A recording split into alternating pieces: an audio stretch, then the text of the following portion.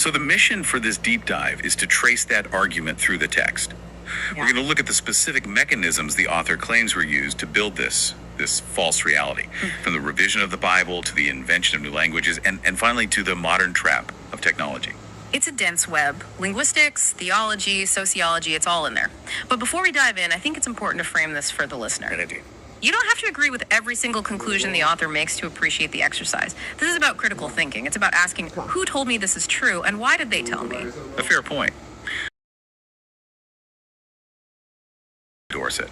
So, okay, let's unpack this. The author starts with a massive example of narrative control. The Bible. Now, usually when people critique the Bible, it's about, scientific accuracy or contradictions. But this text takes a totally different angle. It focuses on revision. Right, and this can be a sensitive topic for many, but the text approaches it from a very analytical perspective. The author claims that the Bible is the only book revised.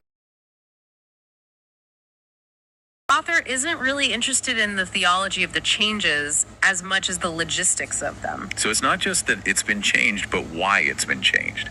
The author says these revisions are usually done to tune the dramatics of the story for modern times. Tune the dramatics. It's such a fascinating phrase. It is. It sounds like a Hollywood studio noting a script.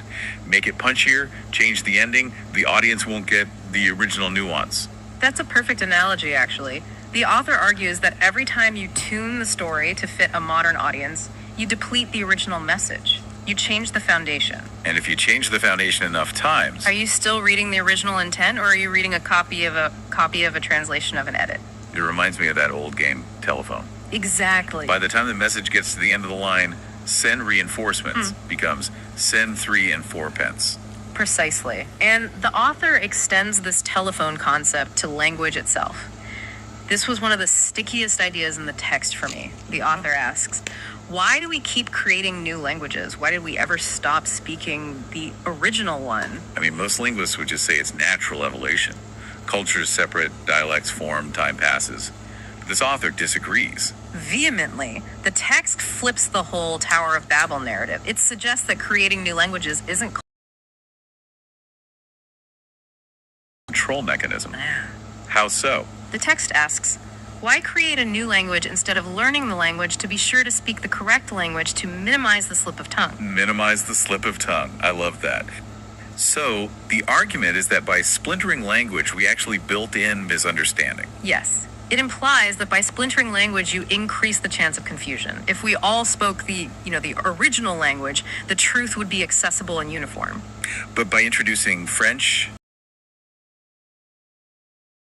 nuance, translation errors, ambiguity, words shift, meanings get blurry. It becomes much harder for humanity to be on the same page, literally and figuratively. it divides and conquers. If I can't understand you, I can't unite with you. So language becomes a barrier, not a bridge. And that division is what allows the system to step in.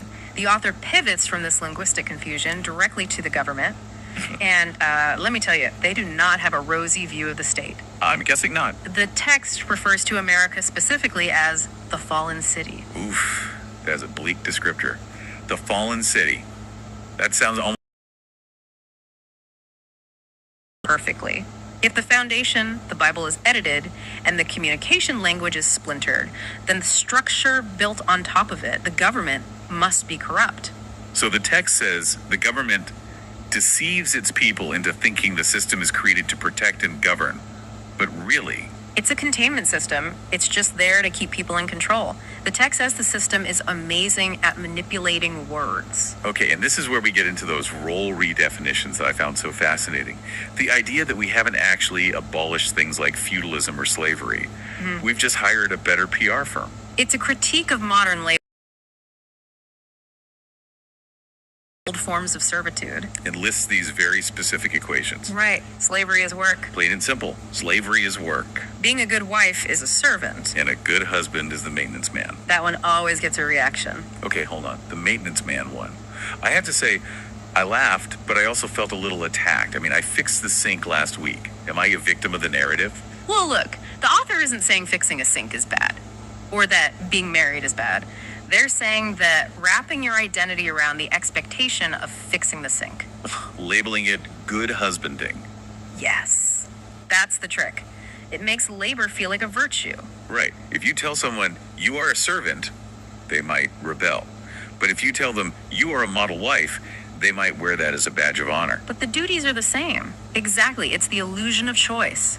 The text says we only change title and position. We trade slave for employee, servant for homemaker. But the power dynamic stays the same. It remains vertical. Someone else is defining the role. You're just fulfilling it. The label just makes it palatable. And the text applies this to the corporate world too. The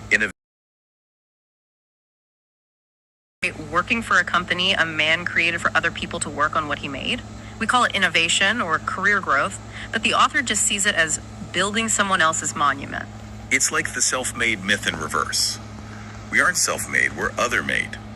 We're characters in a story written by the CEO or the shareholders or the founding fathers. It really makes you wonder how often we just accept a job title, senior vice president of whatever, and don't realize that the title is just a shiny sticker on a box of responsibilities that ultimately serves someone else's legacy. The illusion of choice.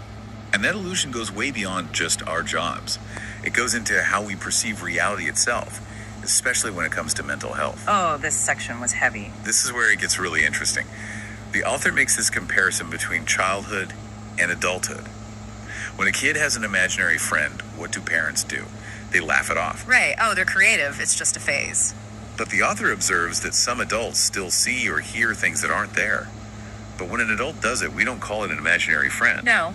We diagnose them, we medicate them, we call it mental illness. But then, and this is the pivot that really makes you stop and think, the text pulls the Bible right back into the conversation.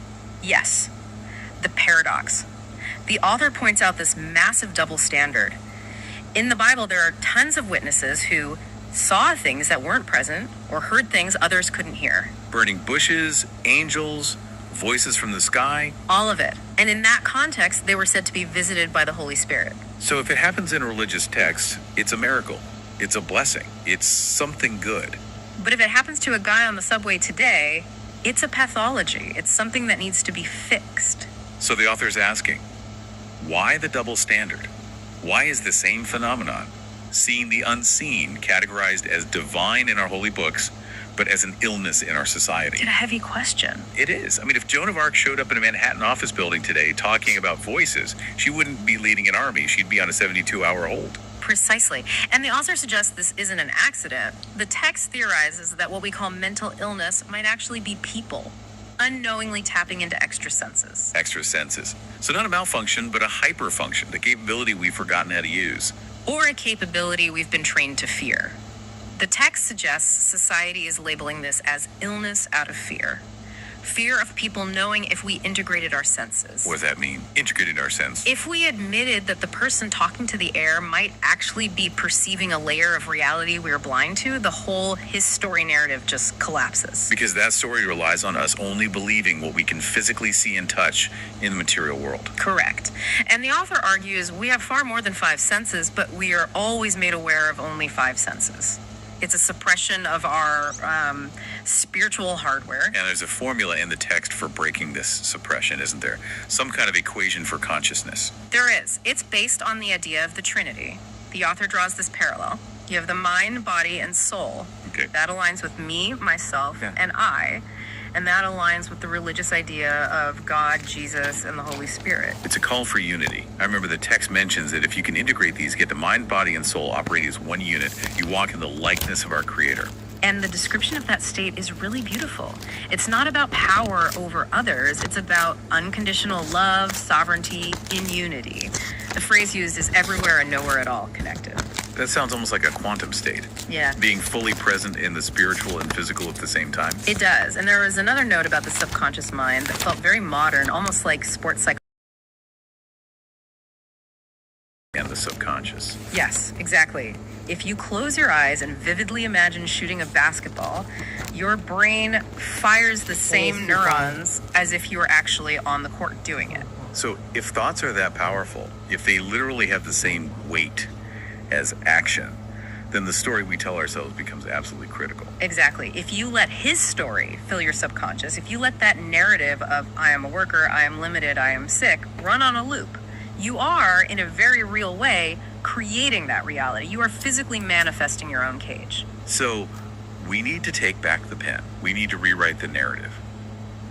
But to do that, we have to talk about who wrote the narrative in the first place. And this is where the text gets into some very specific and I'd say controversial, idealize themselves to make themselves historical legends when, in the author's words, they were no greater than the next man. It's a critique of historical supremacy, but the author grounds this in biology, specifically in genetics and melanin. Yeah, let's talk about the melanin part. The text claims that darker melanin protects people from the sun. Right. And conversely, the author views the sun as a hostile force to those without that protection. There's a very stark phrase used here. The text says, for those without that protection, this is hell. This is hell. That creates a very intense duality. One group is at home in the environment, the other is at war with it. And for those with melanin, the author sees the sun as an activator. The text mentions vitamin D and hormones that are naturally activated by the sun, so you have this biological divide in the author's worldview. So one group is naturally attuned to the environment, and the other, the group that wrote the history books, is at odds with it. And the argument implies that because this group, the fair-skinned individuals, knew they were lacking this biological connection, it implies the people in power knew the others were a better quality of human, genetically, because of that solar connection. So his story becomes a compensation mechanism, a way to slip the script. Flipping everything around, it's an inversion theory. Everything we're told is up is actually down. From biblical revisions to corporate titles, but the author argues the modern tool of control is even more insidious. They call it folklore. Telling you exactly what you want. The text says this is great and it's free. Oh yeah, all the free stuff. But the text, unlike the historical slavery mentioned earlier, this is slavery we sign up for. Modern tech being a demonic contract. It is a lot. It's about realizing that the script we're reading from might not be the truth. It's about questioning the source of the script itself. Exactly. Unblurred. The text wants us to wipe the lens clean. Unblurred. If we decided that wasn't just a firing neuron, but a valid